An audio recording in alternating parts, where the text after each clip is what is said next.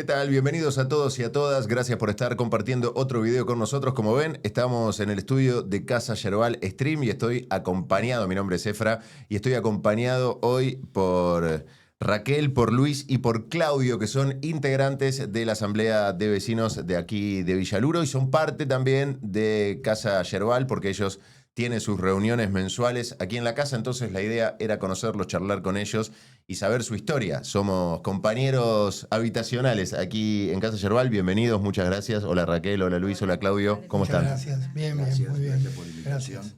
Bueno, muchachos y muchacha, me gustaría retroceder un poco en el tiempo e ir al momento de formación de la Asamblea Vecinal, al año 2001, donde asambleas como la que ustedes formaron se empezaban a gestar y empezaban a reunirse en muchos barrios de la ciudad de Buenos Aires. Sonaban las cacerolas en ese momento, platillos varios, piquete y cacerola, la misma consigna para ese momento, y el que se vayan todos se escuchaba. Yo era un pibe, tenía 18 años en ese momento y tal vez fui de escucha a alguna asamblea, a la de Villurquiza, me acuerdo ahí al lado de la vía, y había como una expectativa de que podía cambiar la mano en ese momento, que de atrás de ese que se vayan todos se estaba formando otra cosa y había un nivel de participación que después de una década del 90 en donde se aplacó muchísimo el nivel de participación política y ciudadana en la toma de decisiones, las cosas estaban mal, la economía estaba mal, el país estaba ardido, pero sí había un deseo de cambio y tal vez un germen de participación que se empezaba a ver. ¿Me quieren contar cómo fue que ustedes decidieron en ese momento, qué edad tenían y cómo decidieron empezar a reunirse, empezar a formar la asamblea? Bueno, empiezo yo. Mi nombre es Luis. Yo en ese momento tenía 43 años, en el 2001, en el 2002. Tenía una pyme que dedicada a la construcción, a las Hmm. instalaciones sanitarias, gas, incendio con mi padre.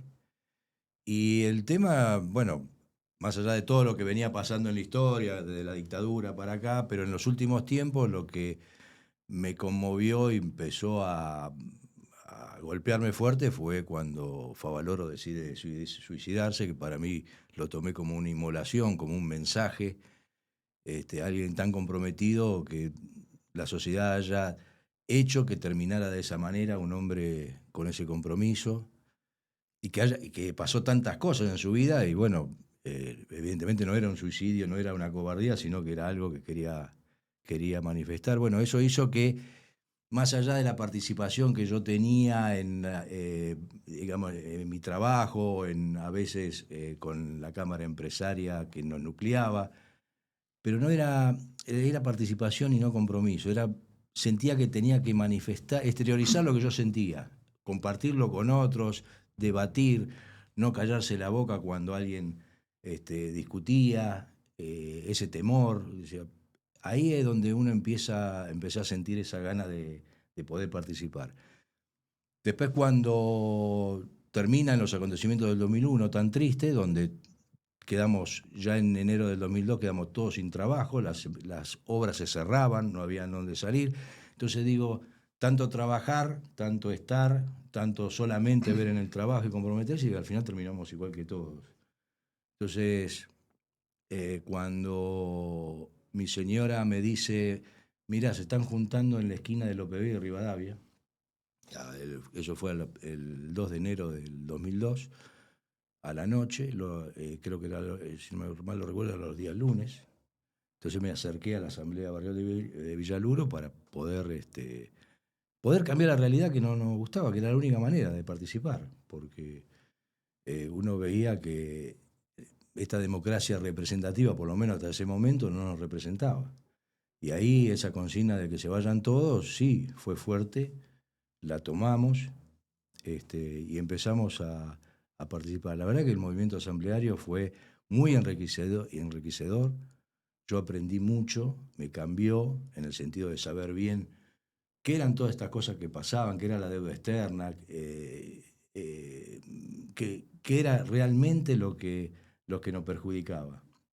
Y bueno, ahí en ese momento la participación era grande. Empezamos a hacer actividades con coordinadoras contra las privatizadas, ir a hacer en cada privatizada, sea en Edesur, Edenor, en las telefónicas, hacer manifestaciones dentro para que no aumentaran las tarifas, ayudar a la gente que... Lo bueno de eso era que se acercaba gente que no tenía dónde ir, porque le cortaban la luz por falta de pago, le cortaban el gas, no podían pagar el alquiler, no sabían cómo hacer porque estaban sin trabajo. Y golpeaban puertas y no te había respuestas, y sí venían a la asamblea. Eso es algo que, ese tejido que se creó fue muy importante, muy importante. Y se acercaban para poder lograr soluciones, para que no le corte la luz, hacíamos guardia para que la cuadrilla de Edesur no le corte la luz, o juntábamos dinero para poder ayudar, en fin. Ese fue tu comienzo. ¿Vos, Raquel, cómo te conectaste con la asamblea? En el año 2001 participaba de la cooperadora de la escuela número 8. Y con el grupo de madres, la verdad, sufríamos, vivíamos la situación de los padres que se acercaban a la cooperadora también a plantear la situación. Y bueno, entonces decidimos el grupo acercarnos a la asamblea para participar y para poder ayudarnos entre todos y ver qué camino podía surgir para, de alguna manera, paliar un poco la situación que estábamos viviendo. ¿Tu caso, Bueno, Claudio? en diciembre del 2001, cuando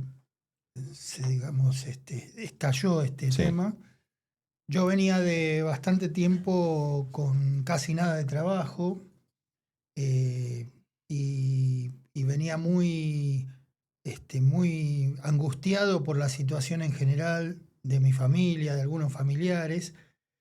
Y aparte porque siempre fui a tener una conciencia de política y de participación muy alta y veía que no pasaba nada, que a pesar de que estábamos en esa situación no pasaba nada, hasta que pasó finalmente esto. Y entonces me incorporé inmediatamente a la asamblea, junto con otros compañeros y compañeras que en ese momento estábamos desocupados.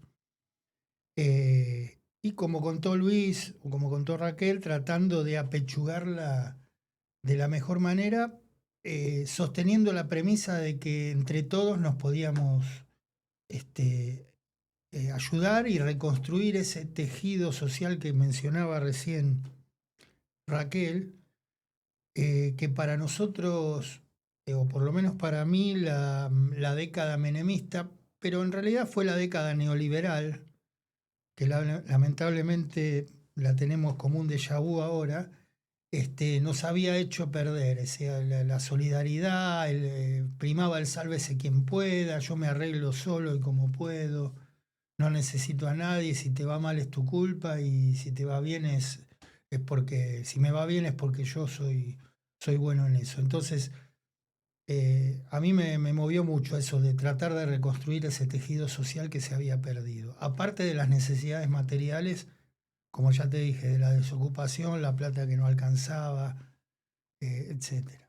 Un grupo de pertenencia, ¿no? Una contención de saber que hay gente que, pese a que le esté pasando mal, igual que uno, está ahí con ganas de que las cosas cambien. Estamos ahí. Sí. Y en número de gente, ¿recuerdan más o menos cuántos eran cuando arrancaron en esas primeras asambleas? Sí, éramos alrededor de 50. 50, sí. Se iban incorporando. Bueno, en principio íbamos organizando para ver cómo vincularnos con otras asambleas, actuar en conjunto, y bueno, y de ahí ir juntando también una especie de tesorería para poder hacer volantes, poder costear. Y después, me acuerdo que en esa esquina venía, y siempre me acuerdo de una señora que venía y se ve que era de la calle, venía con una bicicleta, y me acuerdo que se acercaba porque no tenía otro lugar, y creo que tenía un hijo preso, no sé por qué circunstancia, pero ella decía, nadie, y le salió en esa que pedían la mano, quién hablaba, Sí, quién, sí, en la ese palabra. debate. Ella saltó en un momento de silencio, así, colgada, diciendo, ¿y por qué no se ocupa nadie? Se ocupa de la gente que está presa. de lo que está pasando su familia y se fue. Eso, o sea, por eso te digo, en esa calle se iban incorporando gente con muchos problemas, que después se integró, más adelante Más adelante se enteró. pero era una mujer que tenía muchos problemas psicológicos, y bueno, esa contención fue muy buena. Y en ese primer tiempo era, como ustedes cuentan, acciones de trinchera, ¿no? De tratar de contener lo que estaba pasando, de ir a evitar cortes de luz, a ir Sí. Después la situación fue menguando con el correr de los meses, con el correr de los años. Por suerte se pudo dar un poco vuelta la taba y se empezó a mejorar. Y imagino que en ese momento ahí tenían que tomar la decisión de, bueno, seguimos, ¿cómo seguimos, no? Seguimos siendo, nos seguimos juntando, ¿para qué? ¿Cuál va a ser nuestro objetivo? En algún momento sintieron cuando empezó a pasar el tiempo, empezaron a pasar los años, que tal vez todo el esfuerzo que habían hecho en un principio no se veía reflejado o siempre estuvieron conformes cómo se dieron las cosas. Porque he leído y he escuchado varias opiniones al respecto, algunos que dicen finalmente ese proceso asambleario que comenzó en el 2001 después no se vio representado en representación política en una lista, en gente que haya llegado a tomar puestos de decisiones de poder, entonces que como que quedó un poco desdibujado. Y por otro lado dicen, no, bueno, gracias a que hubo ese proceso asambleario fue que la participación en política hizo que crezca, que después los jóvenes también empiecen a ver en la participación política algo importante y se involucren en esa participación también. Fueron un ejemplo las asambleas del 2001 para todas las generaciones de jóvenes que vinieron después y se incorporaron e hicieron cambiar el debate político en la Argentina. ¿Usted cómo lo sintieron una vez que fue pasando el tiempo, ese grupo de pertenencia que tenían? ¿Se plantearon, bueno, cómo seguimos, para qué estamos ahora? Por ahí tenemos que cambiar los objetivos de las tareas. Bueno, primero que a medida que pasó el tiempo, tuvimos al interior de la Asamblea como dos vertientes. Una que era más orientada a lo barrial y otra que era más orientada a políticas públicas nacionales. Entonces, bueno, tratamos de ir acomodándonos a esas situaciones, atendiendo las dos cuestiones. Por ejemplo, participamos en el FRENAPO, el Frente Nacional contra la Pobreza, juntando firmas, eso a nivel nacional, ¿no? Y también en la oposición a los tratados de libre comercio, al ALCA, al ALCA en 2005. general, en particular. Que después tuvimos la suerte de que por el contexto latinoamericano y por el gobierno argentino que surgió, que después vamos a hablar de eso, que levantó muchas de las banderas asamblearias, una de ellas fue el no al ALCA. Se frenó frenar eso. Así que en ese sentido teníamos esas dos vertientes. Y el otro aspecto que vos mencionabas, yo prefiero ver el vaso medio lleno. Si bien es cierto que hubo una mengua de la participación después con el tiempo y que hubo gente al principio que se integró por el tema del corralito y después se fue abriendo, pero a pesar de eso, yo prefiero acordar con lo que vos mencionaste, que eso generó como un embrión de participación que luego se vio reflejado. Y de hecho, en políticas públicas se vio reflejado en la ciudad con la creación de la Ley de Comunas. La Ley de Comunas, que se sanciona en 2005, recoge mucho del trabajo de las asambleas en el sentido de generar una democracia participativa, cosa que hasta ese entonces no pasaba. Así que retomando los principios de la Constitución de la ciudad del año 94, donde dice que la ciudad adopta a la democracia representativa y la democracia participativa, se fue impulsando la ley de comunas que el gobierno, eso fue en el 2005, se sancionó, y en el 2007 asume el PRO. Bueno, y el PRO se encargó muy bien de mantenerla cajoneada hasta el 2011, cuando no tuvo otra alternativa que hacerlo a partir de la judicialización de esa ley. Así que bueno, ese es el lado positivo. Está bueno esto que marcas, de verdad. La ley de comunas Sí. Es una hija de las Es asambleas. de esa participación, así es. Y en estos dos ámbitos que marca Claudio, en cuanto a lo barrial y a lo nacional, ¿qué rol empezaron a asumir en lo barrial? ¿Pudieron hacer acciones en ese momento o más adelante que intenten mejorarle o cambiarle la vida al vecino centrándose en el vecino de Villaluro? Sí, el tema que siempre, o sea, en la historia, como bien hablaba él, hubo tensiones dentro de la asamblea. Nosotros nos juntábamos, había asambleas interzonales y después estaba la asamblea general que se hacía en Parque Centenario, Hmm. ¿no? Donde se reunían todas las asambleas. En ese debate viene la participación que se generó la coordinadora en contra del ALCA, donde la verdad que fue un movimiento muy grande porque se hacían mesas en todo el país, se juntaron más de 2,5 millones de firmas, se hacían las preguntas, había 3 preguntas y se votaba, había urnas en la calle, donde se votaba si estaba de acuerdo en pagar sí o no la deuda externa, si el no al ALCA, si estaba de acuerdo o a favor del Tratado de Libre Comercio, y si estaba en contra o a favor de instalaciones de bases norteamericanas en el país, que era lo que se discutía en ese momento. Sí. Venía Bush en toda Latinoamérica con esa pretensión en el 2004. Ese movimiento, que fue muy grande, ahí también dividió un poco las opiniones, porque todos dudábamos del gobierno de Kirchner, que yo creo que fue hijo del 2001, Mm. porque no había candidatos, se iban probando candidatos y caían todos, de la sota, nadie medía, Mm. y entonces ahí nace la posibilidad de que sea candidato Néstor Kirchner, que tampoco era un desconocido para todos, y todos desconfiábamos también de él, porque pensábamos en esto, de que se vayan todos, que venía de la vieja política, pero en el andar, y después en el 2005 hace esto el no al ALCA, la verdad que ahí se vio una diferencia, no era lo mismo. Y la discusión dentro de la Asamblea, y más la gente más radicalizada del partido de izquierda decía que no, que era lo mismo que Duhalde, lo mismo que Menem, que venía del mismo lado. Y eso sí nos dividió, porque evidentemente no era lo mismo. Decirle no al ALCA era algo que dividía aguas. Entonces ahí las asambleas empezaron a dividir en esas dos posturas, los que pensaban que todo era lo mismo y nosotros que pensamos sí, que se vayan todos, pero todos los que pactan con este poder económico, no todos. O sea, ahí empezamos a individualizar bien quién era quién, un Mm. poco, ¿no?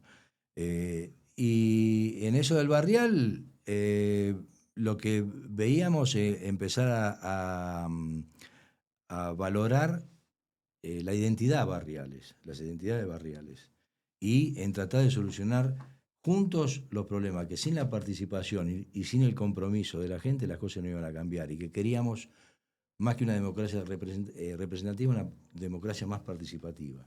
Y por ejemplo, algunos hitos que recuerden en cuanto a lo barrial, no sé, que pueda tener con el estado de las calles, el estado de las plazas, de designación, cosas que han logrado por intermedio de la participación de la Asamblea, que el gobierno de la ciudad les dé bola y que pudieron haberse llevado a cabo. ¿Recuerdan alguna que los haya movilizado a ustedes, que recuerden? Sí, nosotros tomamos la necesidad de muchas familias porque en el barrio de Villaluro no contamos con una escuela secundaria. Ah. Entonces, la cooperadora comenzó también junto con la asamblea de una manera a gestionar, se juntaron firmas y se llevaron a la legislatura. La legislatura, a través de la Comisión de Educación, sacó una declaración donde digamos, mencionaba que era necesario contar con una escuela secundaria y bueno, hasta que seguimos la gestión, nos pudimos reunir en ese momento con el ministro de Educación, Silioni, firmamos la asamblea junto a la cooperadora de la escuela número 7 de Molina y Rivadavia, firmamos un convenio donde nos comenzábamos a movilizarnos en búsqueda de un espacio, ¿no? De un local, de un espacio para la escuela. Pero bueno, después cambió la gestión y lamentablemente no podíamos hablar ni con la secretaria. Así que bueno, el proyecto quedó en stand-by. para nosotros está vigente, pero bueno, tuvimos varias reuniones en su momento también con Larreta, pero bueno, no prosperó. No prosperó. Con respecto a eso, también, de la pregunta que vos me hacías antes, recuerdo en el 2002, que había mucha gente sin trabajo y con problema alimenticio, de alimentación, bueno, el haber hecho comedores y el haber, nos vinculamos con las directoras de escuela para ver qué familias estaban con problemas de trabajo, problemas que venían mal alimentados los chicos a la escuela. Algunos directores accedieron y nos dieron las direcciones. Nosotros fuimos a visitarlos, en la calle nos repartimos. Un trabajo de asistente social. Sí, un poco veíamos que eso era necesario en ese momento, y fuimos a cada familia y con ese trabajo el gobierno de la ciudad, ahí había, ¿cómo se llama antes? Ahora son las sedes comunales, pero antes eran los CGP. CGP, ¿verdad? Era el 7, nosotros no era como ahora, No, dependíamos del 7, sí, que era el de Flores. El de Flores. El que estaba de director del CGP 7 se interesó en el trabajo nuestro y nos buscó, porque en ese momento se daban las bolsas de comida que repartía el gobierno de la ciudad. Sí. Y que le ayudemos en el sentido de localizar esta Sí, gente, que le pueda llegar al que realmente lo necesita. Tienen una mano de obra ustedes que Claro. estaban ayudándole en el laburo, se claro. llamaba Bilancieri, Bilancieri. era el director del CGP 7. Claro, era la gestión de Ibarra. Bilancieri venía del Frente Grande. Claro. O sea, tenían una mirada. Había otra mirada. Otra Sí. mirada. Pero, y a partir de ahí, cuando el PRO gana la ciudad, en 2007 en adelante, ¿qué trato empezaron a tener con el gobierno de la ciudad de Buenos Aires? Porque pese a ustedes por ahí estar internamente, haberse dividido entre los que más se alineaban al gobierno kirchnerista y los que más se alineaban a la izquierda y criticaban al gobierno kirchnerista por igual que a otros gobiernos, para el PRO seguían siendo lo mismo, básicamente, Sí, ¿no? sí, Seguían siendo los de las asambleas y pudieron trabajar en conjunto, pudieron... No. ¿Les dieron bola? ¿Pudieron...? No, costó mucho trabajo y es más, nosotros teníamos mucha vinculación con los clubes de barrio en general, de todo tipo, y aquellos clubes que, digamos, cuando asume el gobierno en la ciudad, el gobierno del PRO, se alinean un poco con el gobierno de la ciudad, con el partido PRO, nos empiezan a cerrar como a... Pues mejor ustedes sí, que son quédense por los allá. problemáticos, Claro, vayan a golpear la cacerola afuera. Claro, otro lado. Entonces, no solo nos costó la relación, Sino que les rompió sino otras que relaciones. Claro, nos cortó algunas otras posibilidades. Nosotros tenemos una anécdota en la cooperadora de la Escuela 7, que la declaración en la legislatura, el presidente era Marcos Peña. Entonces, Me suena. Él la sacó, él vino a la escuela, nos reunió, nos sacamos la foto, y bueno, pero lamentablemente después cuando fueron gobierno no pudimos... No se concretó. Bueno, pero por ahí todavía están los jardines que están por hacer, por ahí los suman. Y más allá de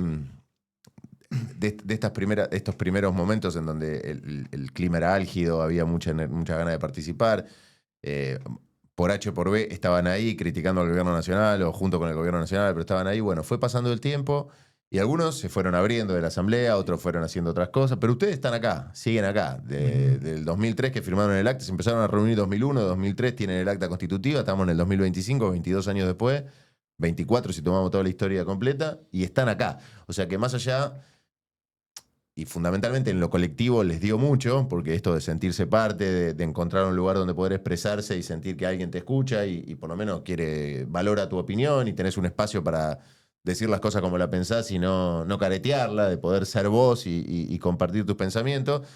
Eso en lo colectivo, pero en lo personal me imagino que a cada uno de ustedes tener eso en lo colectivo les dio algo importante. Me gustaría que me cuenten a cada uno de ustedes qué significó la asamblea en todo este tiempo y por qué siguen estando en la asamblea en lo personal, qué es lo que les sigue dando al día de hoy.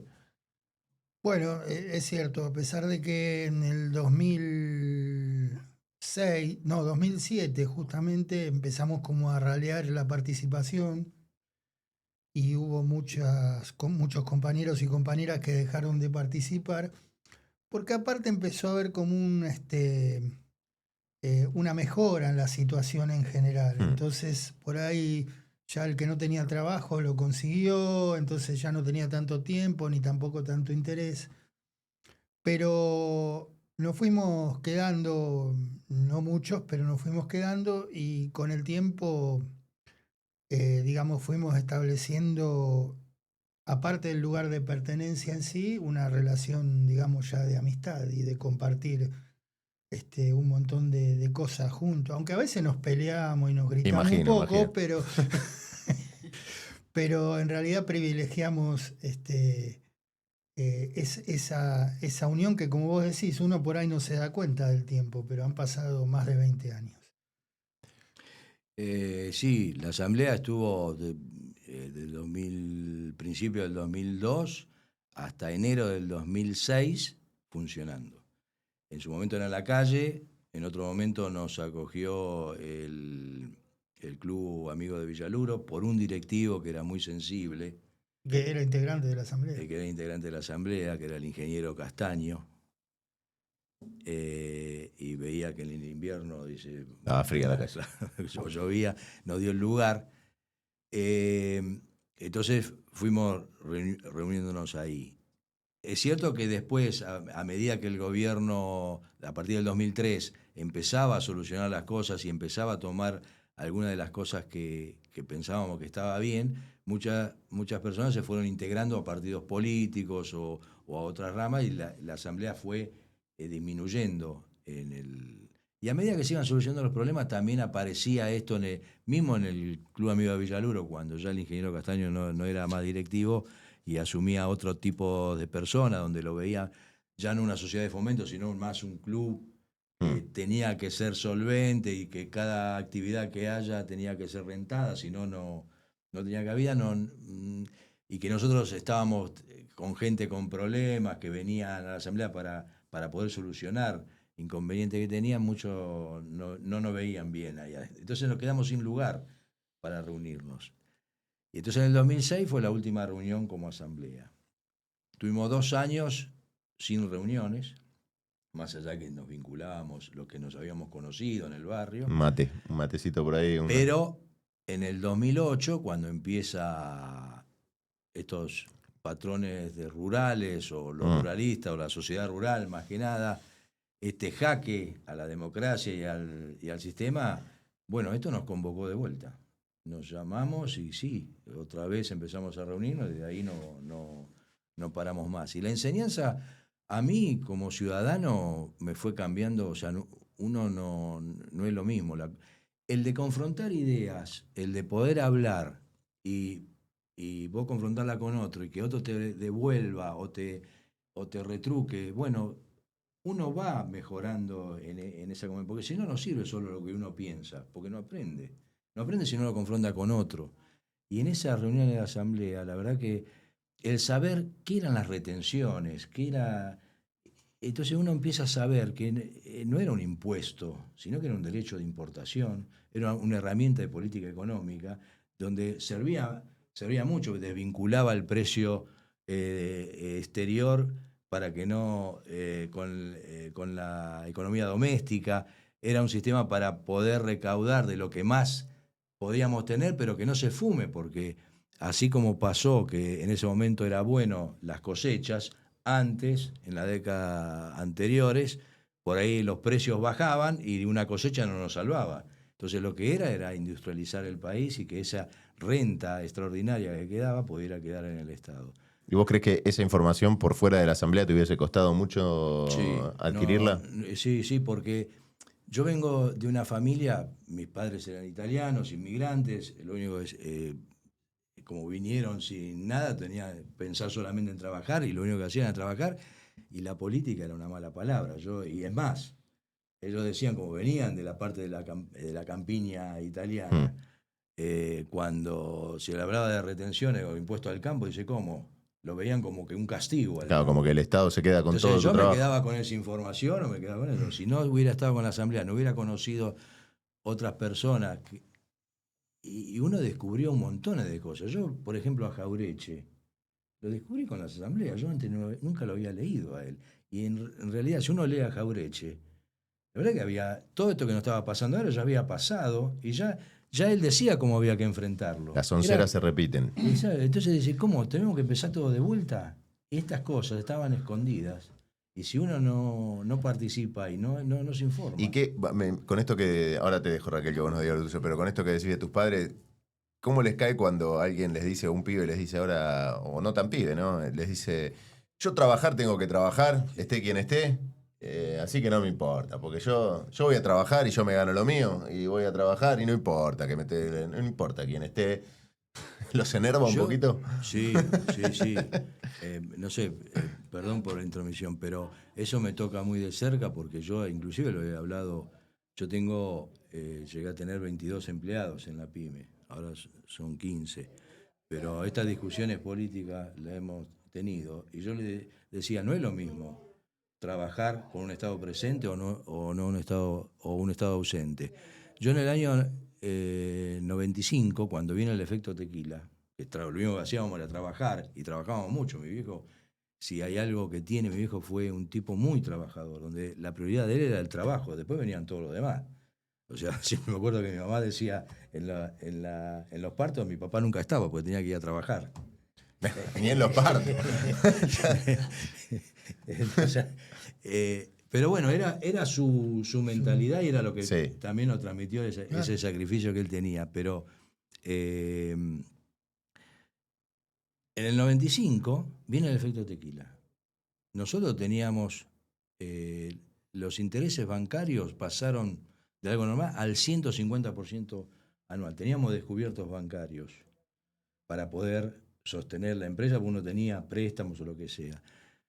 Bueno, nosotros terminamos fundidos. O sea, yo tuve que vender mi casa para poder irme a alquilar. Y no es que no trabajaran, Y trabajábamos todo y teníamos a toda la destajo. Sí, y, sí. en cambio, en el 2008, que también pasó una crisis que fue en Estados Unidos, que se cayeron los bancos por esa burbuja hipotecaria, nosotros acá no lo sentimos. Yo no me fundí. ¿Por qué? Porque hubo un Estado que puso al servicio, gracias a que recuperó las AFJP, o sea, que sacó las AFJP y recuperó las jubilaciones para el Estado, con ese dinero pudieron financiar proyectos. Por ejemplo, la General Motors se quería ir del país y le financió lo que fue la fabricación en ese momento era de un auto, que si no se iban a Brasil a fabricarlo, le dio el préstamo para que sigan, después lo devolvió, y eso hizo de que no se mermara la... Entonces yo no... O sea, trabajar hay que trabajar siempre, pero tiene que acompañarse. Cuando te acompañan es mucho mejor. Si las condiciones no están, si el mercado interno no existe, nosotros vivimos en el mercado interno. O sea, no es lo mismo. Y lo que decía también de tener discusiones dentro de la asamblea, la otra vez tuvimos una charla fuera de aire y hablábamos un poco de la sobreinformación que en esta época está dando vuelta. Y vos me decías, Luis, en un momento que te daba bronca, que por qué se instalaban verdades que no son verdades, que porque la gente no sabía. Y hablábamos un poco del sesgo, ¿no? Que cada uno consume en esta época, termina consumiendo lo que cree que es verdad y para reafirmar su propia verdad, ¿no? Consumís lo que dice lo mismo que vos y vas construyendo tu relato de un lado y del otro. La mirada crítica de tratar de discernir y cruzar información, muy pocos tienen las ganas, el tiempo y la capacidad de hacerlo, ¿no? De leer todo, cruzar, de por qué habla, qué interés defiende cada uno y por qué dice lo que dice. Es difícil, pero si uno se junta con gente de cara a cara y se dan estas charlas en vivo, es mucho más fácil que te pique el bichito de tratar de entender y que si algo no sabes por ahí, ir y leer. Pero lo que le quiero preguntar sinceramente, ¿todavía hay ese tipo de debate en la asamblea al día de hoy? Hay, entre los que se siguen juntando acá en Casa Yerbal o en estos años que se vinieron juntando, entre ustedes, ¿piensan muy diferente o más o menos están todos alineados y hay algunos pequeños matices, pero dentro de una misma línea de pensamiento? Bueno, en general, más o menos estamos en una línea. Tenemos matices, por eso te dije que antes a veces nos peleamos, porque tenemos diferencias desde qué lugar o qué lugar abordar o mirar ciertas temáticas. Al principio nosotros, claro, no teníamos las tecnologías que hay hoy, que nos limitan un poco en cuanto a eso. La información era más cara a cara. No era lo mismo que ahora que hay tanta internet, celular y todo eso. Entonces eso nos permitía lo que nosotros después fuimos desarrollando medio con el tiempo y sin querer, que es lo que yo llamo crear conciencia ciudadana. Es decir, vos venís con un problema y a la asamblea y entre todos tratamos de solucionarlo, pero aparte le buscamos la vuelta a ver si vos, el que viene con el problema, podés identificar algunas cosas que hacen que ese problema sea tan grave para vos.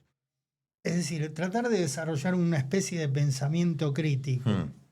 Bueno, eso lo fuimos haciendo con el tiempo.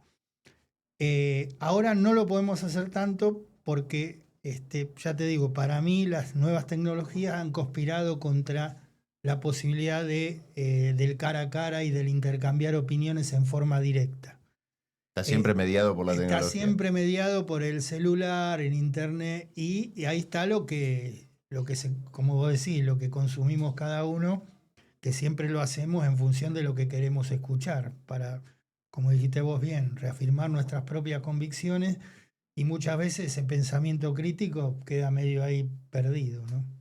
Es un laburo. Es un laburo. Y Raquel, a vos te pregunto en lo personal, cuando vos charlás con tu familia sobre tu participación todavía en la asamblea, ¿qué te dicen? ¿Están contentos? ¿Te dicen, pero bueno, deja de ir ahí, ya vas hace cuántos años? ¿O te bancan el sábado me voy, el miércoles tengo asamblea, dale, quédate acá? ¿O te bancan, hay un apoyo, te ven contenta, te ven, en realidad se alegran? hace muchos años que me surge de participar. Entonces ya lo toman como algo natural. Les comentaba a mis hijas, hoy tengo el streaming y... Es una actividad más. Es una actividad, sí. De tu vida. Claro. ¿A ustedes les pasa lo mismo? Sí, aunque a veces, bueno, yo ahora tengo 4 nietos, y mi señora a veces me requiere y yo digo, no, me tengo que ir a una reunión de asamblea, otra vez te vas. Y tenemos que hacer algunas, ayudar a mis hijos con alguno de los 4, con 2 de los 4, llevarlos, etcétera. Entonces, eso me limita un poco, pero también en casa saben que... Pero los cuartos se reúnen el cuarto miércoles de cada mes, ¿no? Así es. Ese no lo conceden, ese que No, decirle al nieto que no. Tenemos firme ahí. O si no, le ponemos un Disney Channel un rato ahí, que se queden tranquilos.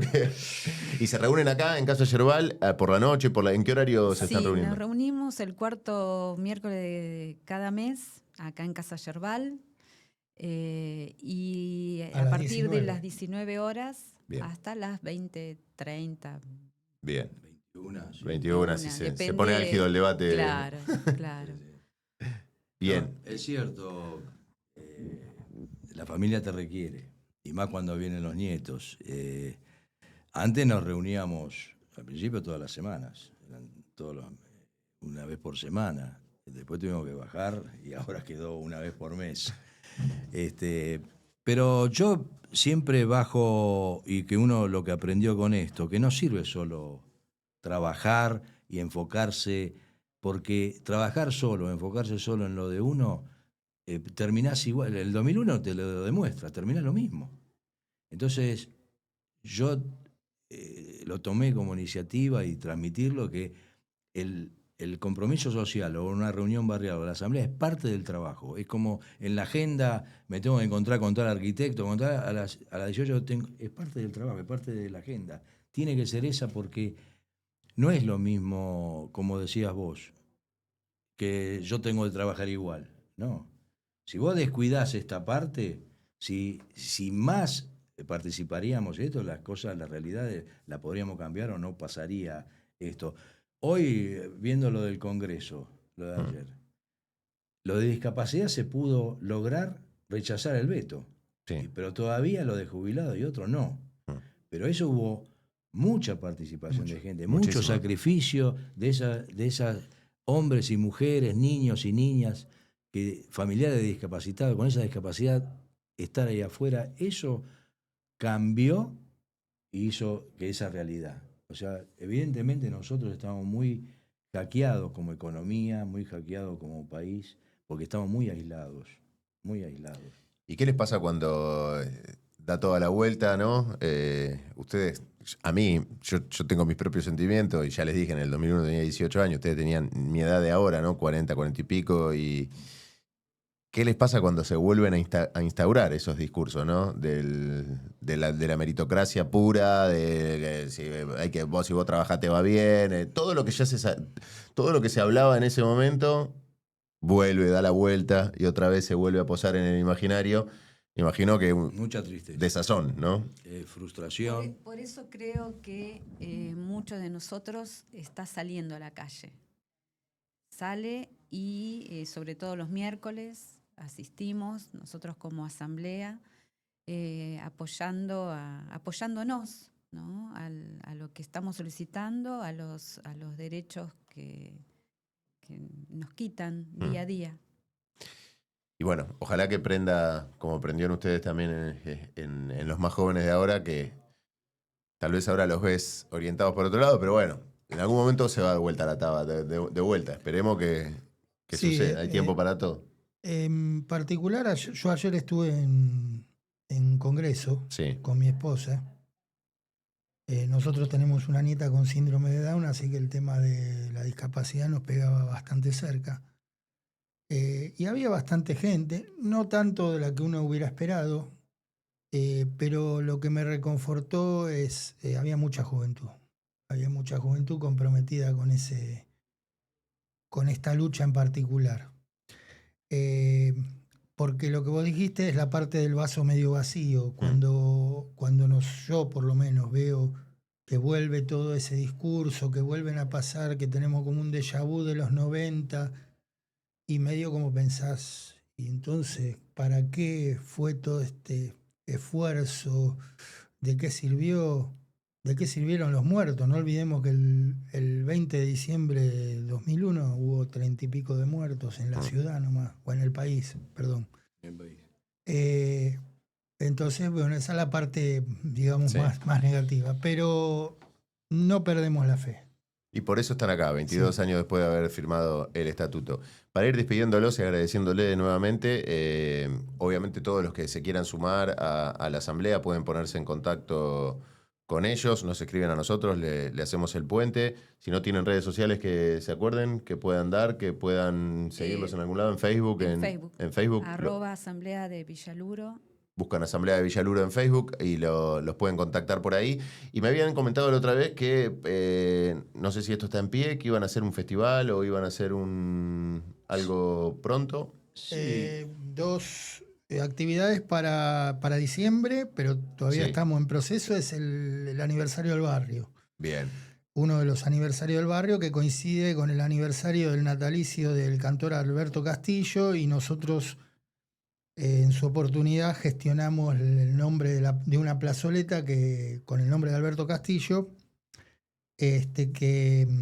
Alberto era del barrio de Villaluro, un exponente del tango y la milonga, muy vinculado a lo popular y a lo barrial, y Alberto nació a 5 cuadras de donde está ubicada la plazoleta, que es en la calle Escalada y Emilio Castro. Es una plazoleta chiquita, pero ahí ya hicimos 2 festivales de tango en su oportunidad. Bien. Y esperamos que para diciembre podamos hacer algo parecido. ¿Cuántos años cumple el barrio? ¿Recuerdan? El barrio es de 1911, así que cumple 114, ¿verdad? Sí, bien, perfecto. 114 años. En 1911 se estableció el apeadero, que es donde está la actual estación, Apeadero Villaluro.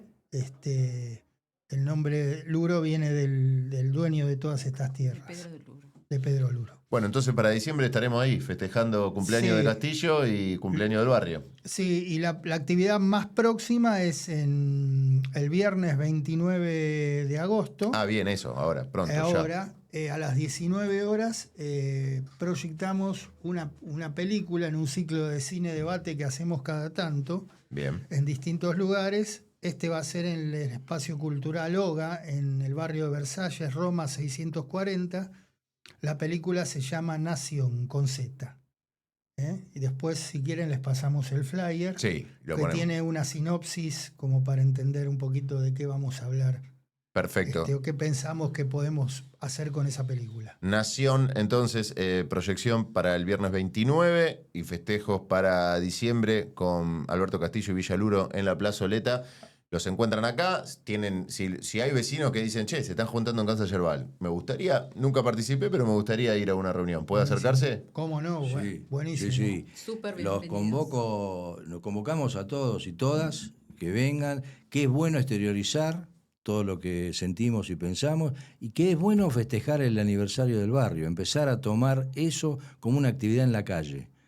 En esta oportunidad va a ser en la plazoleta Alberto Castillo, porque también coincide con el centenario del nacimiento de Alberto Castillo. Entonces, hacer un festival de tango, pero bueno, necesitamos que vengan, poder organizarlo y que salga bien, y que esto sea una vez al año, poder hacer esta misma actividad y encontrarnos todos los ciudadanos, todos los vecinos. Es un en esa encuentro de actividad. vecinos. Alberto Castillo, obviamente que es muy reconocido tango y cosas, pero en el murguero de los decadentes, ¿es Alberto Castillo el Sí, que está sí, participando sí, también? sí, ¿no? sí. Bueno, para los más jóvenes, si lo quieren, Sí, sí. si lo quieren ubicar, referencia Siga el para. baile. Siga el baile, siga el Claro, baile. siga el baile, es él, que todavía está, o sea, que grabó él para esa canción, todavía estaba vivo en ese momento. Sí, Sí, grabó sí. con los auténticos. Con los auténticos. Sí. Perfecto, bueno, una data musical. Anótenla. Gracias por haber venido, gracias Raquel, gracias por A este vos. rato. Muchas gracias a ustedes. Gracias Claudio, gracias Luis. La Asamblea de Villaluro, recuerden, cuarto miércoles de cada mes se junta acá en Casa Yerbal, que es Yerbal 4811. Para los que estén mirando quieran participar, vengan, toquen el timbre, tomen su mate, habla, participe y discuta. Será hasta la próxima. Gracias. Gracias.